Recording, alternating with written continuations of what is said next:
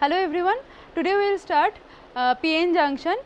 In case of PN junction, suppose a silicon semiconductor is taken and where one side will be doped by p type material, another side will be doped by n type material, and the junction in case of p and n type is called PN junction.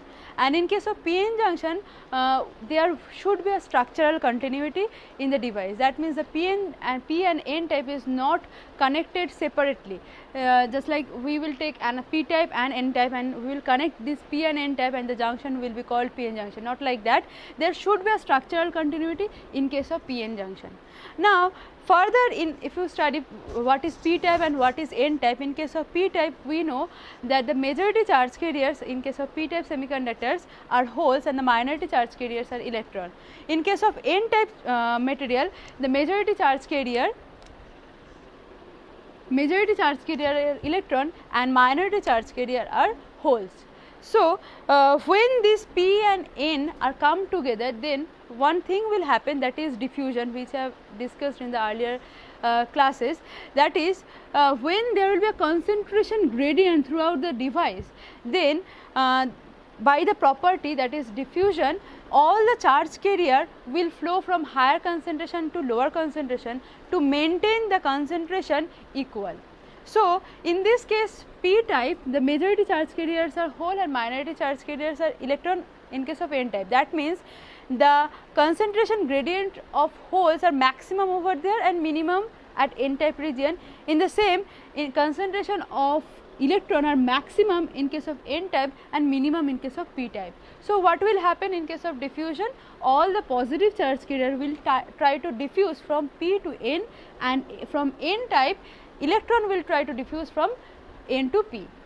So, holes will try to move from P to N and electron will try to move from N to P.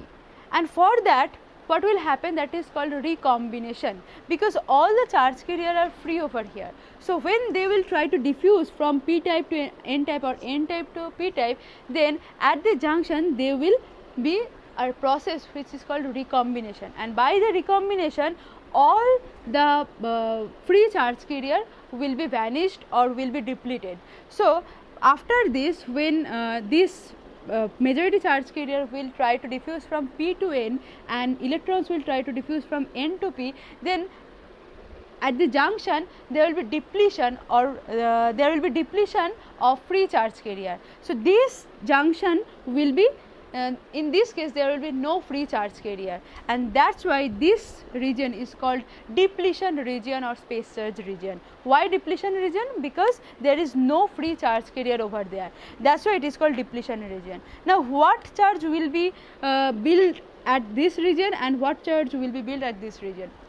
Suppose a P type semiconductor material is there, and we know that from charge equality that we know the net charge of the P type or N type, if you consider P type or N type, the net charge is 0. Now, when suppose one hole will move from P type to N type, that means one hole is flowing from P type to N type. So, there will be a deficiency of one hole. So, the net charge of this P type will be now minus, because one holes will be taken from this P type material. In the same way, suppose this one is N type material. So, the net charge is 0, that means number of holes and number of electrons are same. So, the net charge is 0. Now, suppose one holes will be accepted over there, because from holes are moving from here to there. So, if one hole is taken at this N type, then the net charge of this P type material will be negative, positive. So, their charge will be developed, that is positive over here, and this charge will be negative over there, and these charges are not free charge carrier. That means these electrons are not free electrons, these holes are not free holes. So, that the electric field will be generated from this N type to P type. That means we are not giving any external potential, we are not giving external charge, but without any bias an electric field E will be generated at the junction.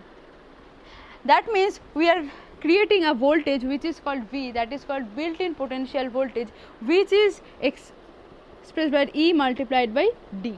E is the electric field generated at this junction and D is the distance of this region. So, this is called built-in potential voltage, which is equals to electric field multiplied by the distance between this zone, this region. So, this is all about PN junction. Thank you.